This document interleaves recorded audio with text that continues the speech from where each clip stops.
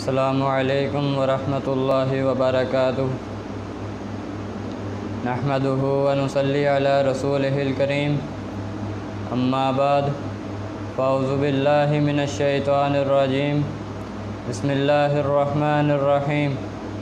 عن ابی ہریرہ رضی اللہ تعالی عنہ قال قال رسول اللہ صلی اللہ علیہ وسلم حق المسلم علی المسلم ست اذا لقیتہ فسلم علیہ واذا دعاک فاجبہ واذا استنصحک فانصحہ واذا عطس فحمد اللہ فشمتہ واذا مرض فعدہ واذا مات فاتبعہ۔ رواہ مسلم۔ محترم سامعین اکرام، آج جس موضوع کو آپ دوست احباب کے کانوں کی زینت بنانے چلا ہوں، اس کا عنوان ہے ایک مسلمان کے دوسرے مسلمان پر کیا حق ہیں۔ نبی صلی اللہ علیہ صحیح مسلم شریف میں ہے، حضرت ابو ہریرہ رضی اللہ تعالی عنہ سے مروی ہے کہ رسول اللہ صلی اللہ علیہ وسلم نے فرمایا، مسلمان کے دوسرے مسلمان پر 6 حق ہیں۔ نمبر 1، ان میں سے پہلا حق یہ ہے کہ اذا لقیتہ فسلم علیہ، جب وہ دوسرے مسلمان سے ملے اسے چاہیے کہ وہ سلام کرے۔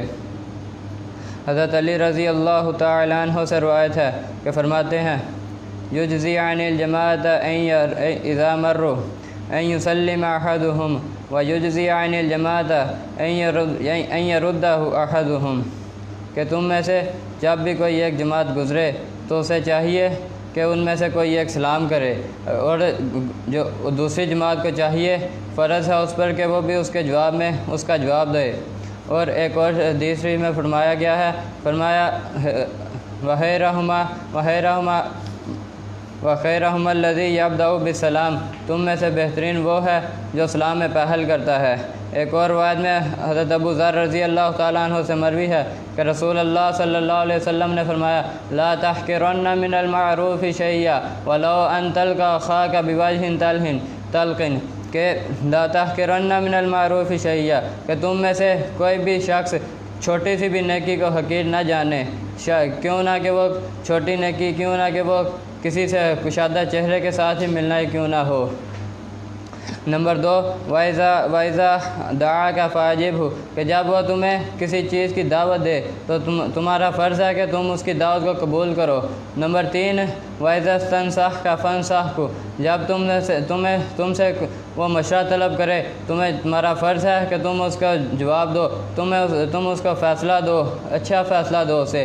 نمبر 4، وَإِذَا عَطِسَ فَحَمِدَ اللَّهُ فَشَمِّتْهُ، جب وہ چھینک لے اور اس کے جواب میں الحمدللہ پڑھے، اور تمہیں چاہیے کہ اس کے جواب اسے یرحمک اللہ کہو، اور چھینک مارنے والا اس کے جواب میں کہے یہدیکم اللہ ویصلح بالکم، کہ اللہ تمہارے اعمال کی اصلاح کرے اور یہدیکم اللہ ویصلح بالکم، اللہ تمہیں ہدایت دے اور تمہارے اعمال کی اصلاح فرمائے۔ نمبر 5، وَإِذَا مَرِضَ فَعُدَّ، جب وہ فوت ہو جائے تو جب وہ بیمار ہو جائے تو اس کی عیادت کرے۔